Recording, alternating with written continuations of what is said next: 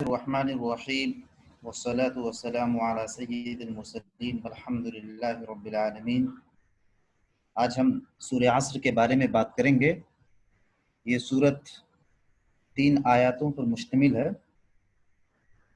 امام شافعی رحمۃ اللہ علیہ فرماتے ہیں کہ یہ ایک ایسی مختصر اور جامع سورت ہے کہ اگر اس سورت کے علاوہ قرآن میں کوئی اور سورت نازل ہی نہ ہوتی تو یہ سورت انسانیت کی ہدایت کے لیے کافی ہوتی۔ اور ابو حذیفہ رضی اللہ تعالیٰ عنہ سے روایت ہے، وہ فرماتے ہیں کہ اصحاب رسول میں سے صلی اللہ علیہ وسلم جب بھی دو لوگ آپس میں ملتے تھے تو وہ ضرور بالضرور جو ہے اس سورت کو پڑھ کر ایک دوسرے کو تلقین کیا کرتے تھے، تبھی جا کر وہ جدا ہوتے تھے۔ تو اس سے پتہ چلتا ہے کہ اس سورت کی اہمیت بہت زیادہ ہے۔ اس سورت کے بارے میں آتا ہے کہ یہ سورت مکی سورت ہے اور یہ شروعاتی دور میں نازل ہوئی ہے، اور یہ سورت تلقین کا مطلب یہ ہوتا ہے کہ جب آپ کسی چیز کو جو ہے آپ جو ہے انکریج کرتے ہیں، یا آپ ایک دوسرے کو جو ہے ایک دوسرے کو ترغیب دیتے ہیں کہ آپ ایسا کریں، یا آپ ایک دوسرے کو سمجھاتے ہیں یا بتاتے ہیں، اس معنی میں تلقین آتا ہے۔ تو اس صورت کے مختصر ہونے میں تو ہے ہی کہ یہ بہت ہی مختصر ہے، لیکن معنی کے اعتبار سے بہت ہی زیادہ یہ سمجھ لیجئے کہ بہت ہی زیادہ عام ہے۔ اس میں بہت زیادہ میننگ ہے، اور یہ اپنے آپ میں ایک جو ہے میریکل ہے۔ آئیے اب ہم اس سورت کا ترجمہ کرتے ہیں اور اس کو سمجھنے کی کوشش کرتے ہیں۔ اعوذ باللہ من الشیطان الرجیم، بسم اللہ الرحمن الرحیم۔ شروع کرتا ہوں اللہ کے نام سے جو بہت زیادہ رحم کرنے والا اور بار بار رحم کرنے والا ہے۔ والعصر، واو یہاں پر قسم کے لیے استعمال ہوا ہے، اور عصر کہتے ہیں زمانے کو۔ عصر یہ زمانہ، عصر کا وقت بھی ہو سکتا ہے، جو عصر سے مغرب تک کا وقت ہوتا ہے، وہ جو وقت ہوتا ہے، وہ جو زمانہ ہوتا ہے عصر سے مغرب تک کا، اس کے معنی میں بھی استعمال ہوتا ہے۔ عصر جنرل معنی میں بھی استعمال ہو سکتا ہے کہ جو وقت ہے ماضی سے لے کے اور جب تک یہ دنیا رہے گی تب تک کا زمانہ بھی مراد ہو سکتا ہے۔ اور عصر کا مطلب یہ بھی ہوتا ہے کہ جو آپ کو زندگی عطا کی گئی ہے، وہ زندگی میں جو وقت آپ کو ملتا ہے وہ زمانہ بھی مراد ہو سکتا ہے۔ تو اللہ تعالیٰ یہاں قسم کھا کر کہتا ہے کہ وقت کی قسم، ٹھیک ہے، عصر کے وقت کی قسم۔ قسم کیوں کھاتا ہے انسان قسم اس لیے کھاتا ہے کہ اپنی بات کو جو ہے مضبوطی کے ساتھ، تاکید کے ساتھ اور پوری پختگی کے ساتھ رکھ سکے۔ اللہ تعالیٰ کو ضرورت ہی نہیں تھی قسم کھانے کی، کہ اللہ تعالیٰ کی بات تو ویسے بھی پختگی کے ساتھ ہوتی ہے، لیکن انسانوں کا مزاج دیکھتے ہوئے، انسانوں کے پرسپیکٹیو سے دیکھتے ہوئے اللہ تعالیٰ نے جو ہے وہاں قسم کھائی کہ زمانے کی قسم، ان الانسان لفی خسر، کہ سارے انسان بہت بڑے خسارے میں ہیں۔ یہاں پر بھی دیکھیں انا کا لفظ استعمال ہوا، انا کا مطلب کہ ضرور بالضرور، الانسان سارے انسان اس میں مراد ہیں۔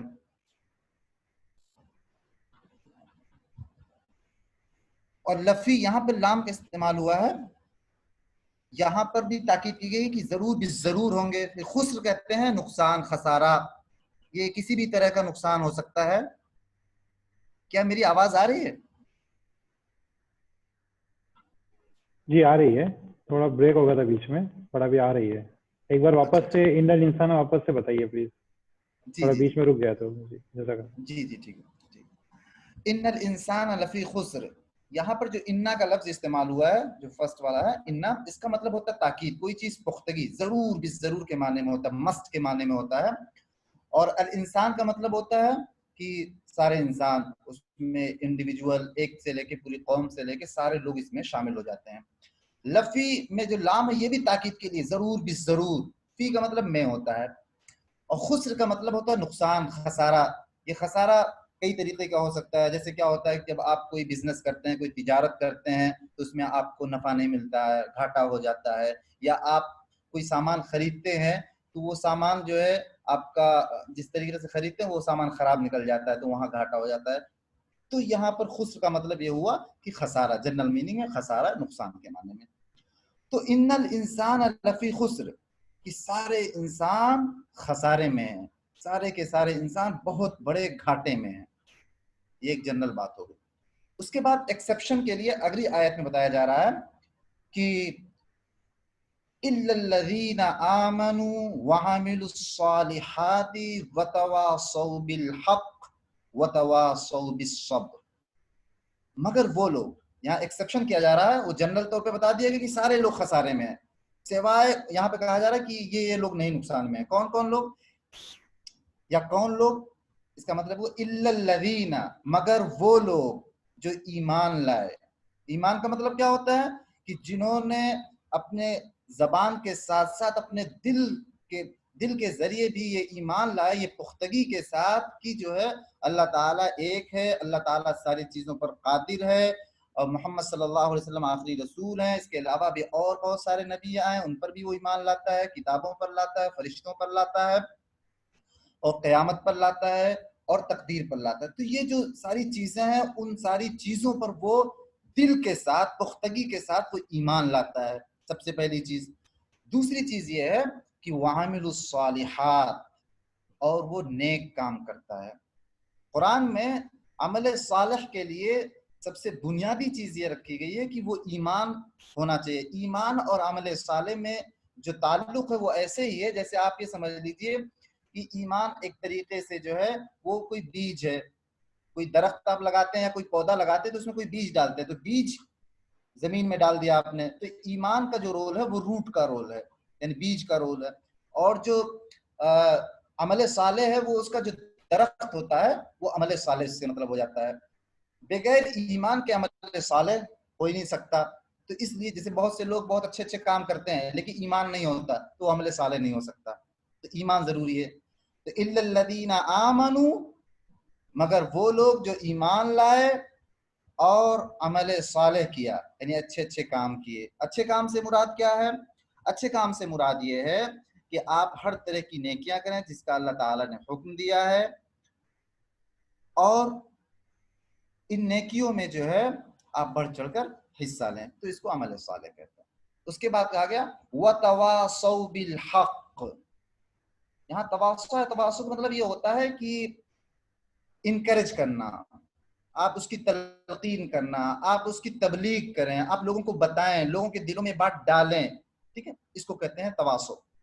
تو وَتَوَاصَوْا بِالْحَقِّ, اور وہ حق کی تلقین کرتے ہوں, لوگوں کو حق کے لیے انکریج کرتے ہوں, حق کے ساتھ وہ کھڑے ہوتے ہوں. حق کا کیا مطلب ہوتا ہے؟ حق کا مطلب یہ ہوتا ہے جو بھی چیز باطل ہوتی ہے اس کا جو اپوزٹ ہوتا ہے وہ حق ہوتا ہے. جو بھی چیز انصاف اور عدل پر مبنی چیز ہوتی ہے اس کو حق کہتے ہیں. تو یہ حق کے لیے آپ کو کھڑے ہونا ہے. حق, آپ کو سچ بولنا ہے. بہت سے ایسے اوقات آتے ہیں کہ وہاں پر سچ بولنے سے آپ کو ایسا لگتا ہے کہ بہت بڑا نقصان ہو جائے گا, وہاں پر بھی آپ کو حق بولنا ہے. اور صرف آپ کو خود نہیں بولنا ہے, انفرادی طور پر نہیں بولنا ہے, بلکہ بولنے کے ساتھ ساتھ آپ دوسرے لوگوں کو بھی انکریج کریں گے, کنونس کریں گے, ان کو منائیں گے کہ آپ بھی حق بولیے, اور ان کا ساتھ دیں گے کہ آپ بھی حق بولیے. تو یہاں سے یہ بات بھی پتہ چلتی ہے کہ ایمان اور عمل صالح جو کہ انفرادی اپنے آپ میں ایک عمل ہے, انڈیویجول ایک عمل ہے, لیکن ایک مومن جو ہوتا ہے وہ انڈیویجول صرف نہیں ہوتا, اس کی ایک اجتماعی اور ایک سوشل زندگی ہوتی ہے, سماجی زندگی ہوتی ہے.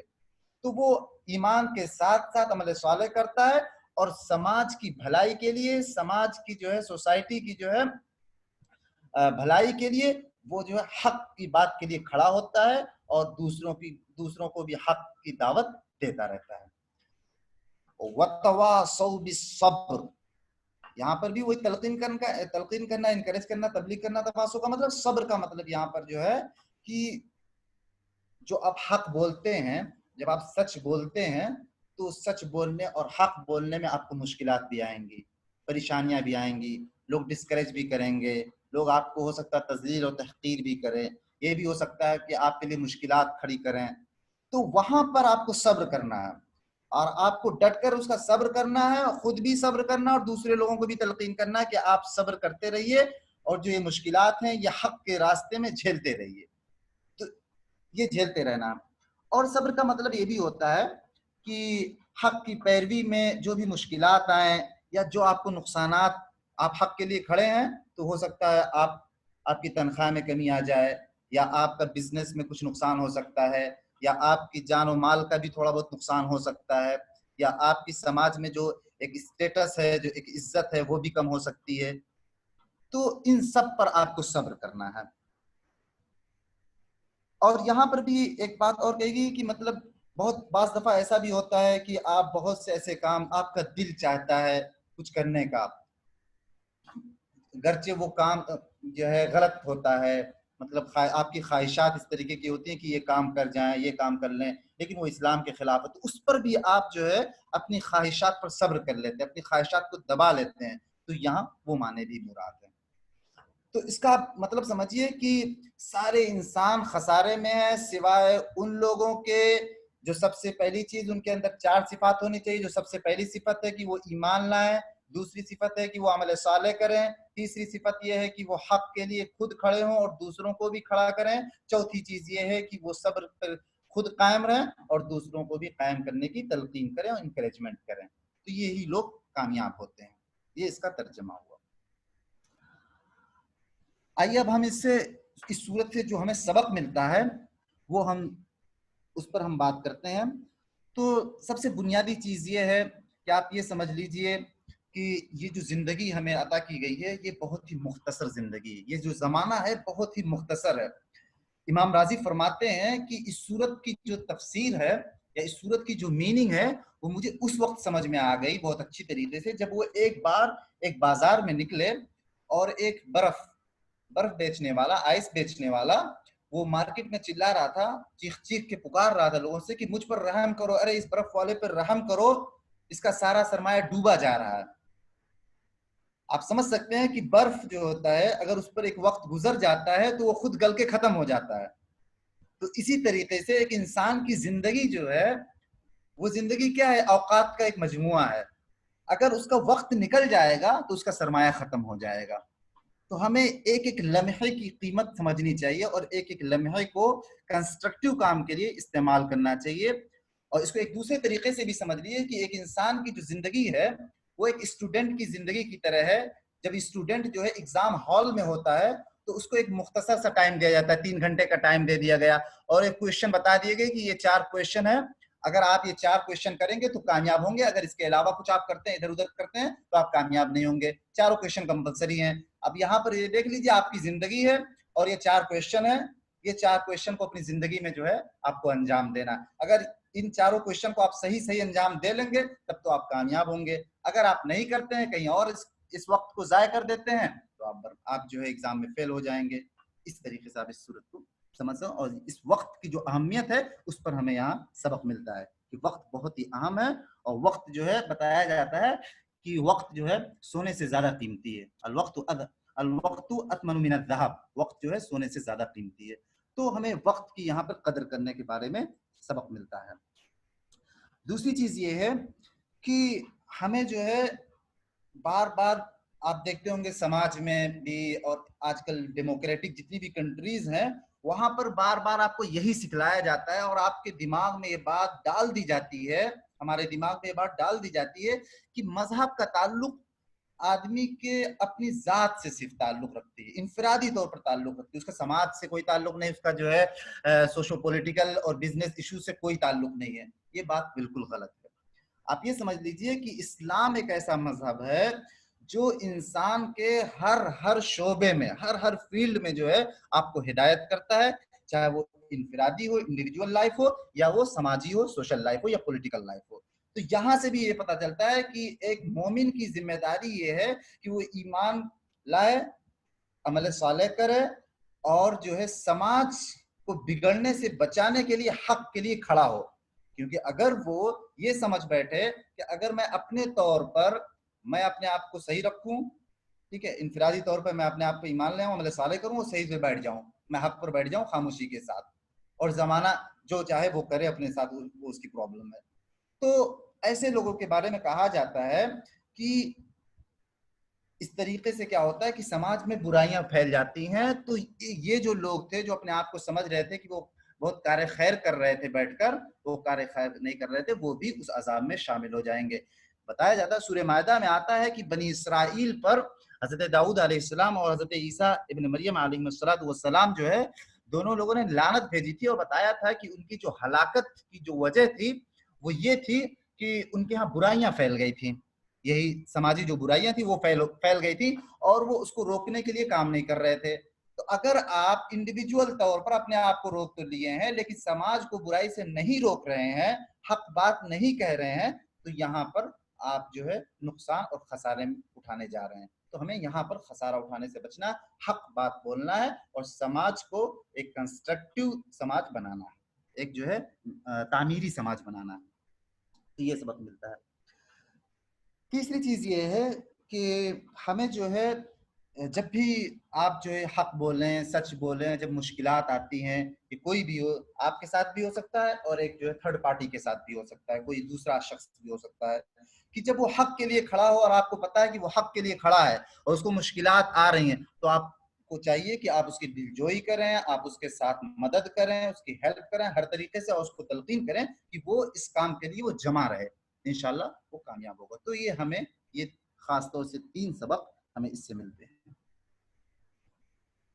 सदक़ल्लाहुल अलीयुल अज़ीम।